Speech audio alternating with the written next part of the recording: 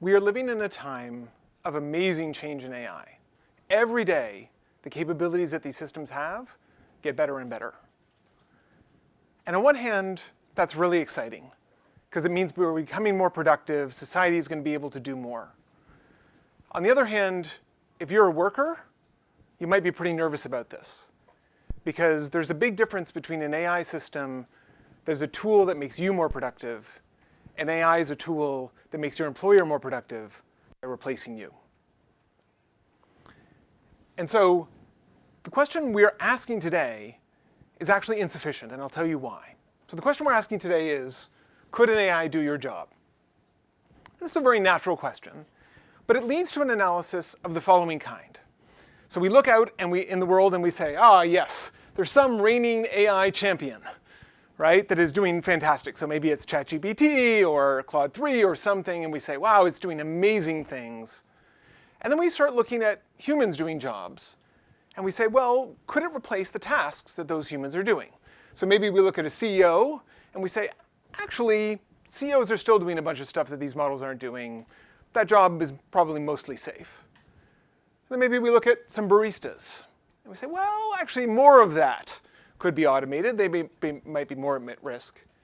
And then we look at customer service agents, and we might say, actually, a lot of that job could be automated by it.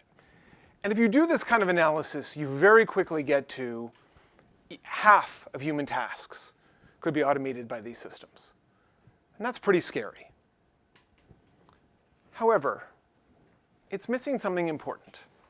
And what it's missing can be really easily seen by just taking our question and saying, let's not think about AI, which is a little mysterious. It's a little hard to wrap our head around exactly what's going on there.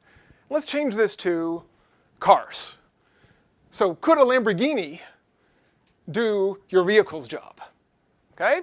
That's pretty accessible, right? We can handle that one. So let's do the same analysis we were just talking about, but with the Lamborghini. We say, okay, well, can the Lamborghini do the job of the pickup truck? Actually, no. Like the CEO, there's some things that the pickup truck does that the Lamborghini can't do. Okay, great. What about the sedan or the compact? Actually, almost everything that they can do, the Lamborghini can do, and probably better. So if we're worried about the Lamborghinification of our vehicle fleet, we'd say, gosh, more than 50% of our vehicles are at risk. But if we look 5 or 10 years in the future, I bet we're not going to have 50% Lamborghinis on the road. Okay, so this is sort of pointing us in this direction of what's missing, right? When we think of cars, we know that there's this trade-off that comes that as you want more performance, you have to pay sometimes dramatically more to get it. And so when we think about puttering around Boston, right, there's a certain level of performance we need, and we're probably not going to be willing to pay a huge amount more for something that is getting performance that is not what we need. Now, of course, it could be different. If we're on the Autobahn, maybe we do pay for the Lamborghini, but for most tasks, we're not. And that's why those cars are not at risk of Lamborghinification. And so if this analogy is going to carry through to AI, we want to say, well, is AI in the same kind of situation? Is AI in a situation where costs rise as you get more performance? And the answer is emphatically yes. In fact, if anything, in AI, it goes up even faster. This is, in fact, so true that there's a rule around this called AI scaling laws. And this is the guidance that all of these big AI companies are using to say, if we want to get better performance, how much do we have to scale up the data and the model and the compute such that we're able to do this incredibly new thing? Okay, so now we can see that if this is a nice analogy, we then have to reconsider our question.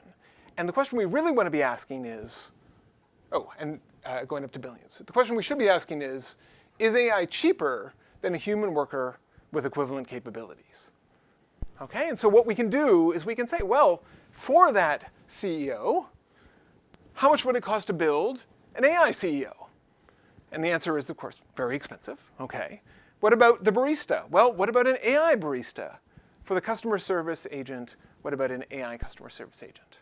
And it turns out that if you take this approach to it, as we have in my lab, you get a very different answer. And you get an answer that is more predictive of the actual job loss that we see in society than the previous techniques that people have been using. Okay, so let me give you a feel for a little bit more how this plays out. And I want to think about it particularly in the context of computer vision. So computer vision is when we use a computer AI system to replace what a human is doing with vision, right? And a nice example of this is a retail supervisor. So imagine you're in Walmart, you see one of these supervisors walking around, and one of the things they're doing is they're looking on the shelves and they're saying, is the price right? Does it need to be restocked, this area? Now that's actually something that you can imagine pretty easily an AI system being able to do, right? You install a camera, the camera looks, and it recognizes when the shelf has become empty, sends a text to somebody, that tells them to restock the shelf.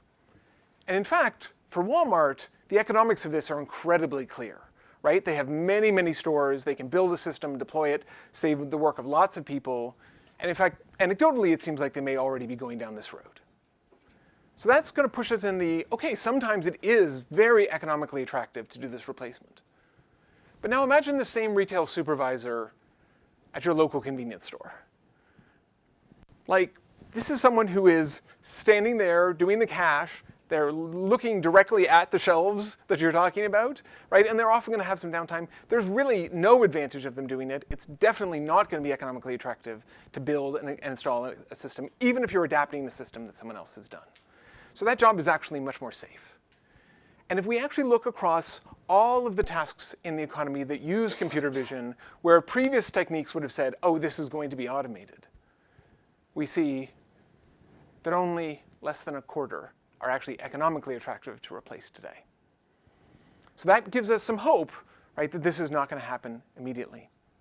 The second thing we can say is, well, these systems are evolving quite quickly, right? I mean, maybe we're worried that maybe this is today, but maybe tomorrow it's 75%. And the answer is actually that you need very large cost decreases in these systems in order to get more of the human jobs replaced. And this is just because many businesses just don't have the scale of a Walmart, and so it takes a lot of decrease for it to be economically attractive for them. Okay, so where I want to finish today is just to say it is still going to be the case that AI job replacement is going to happen. But what this analysis tells us is that actually humans, for at least a little while longer, are more competitive than you might think if you asked the wrong question. Thank you.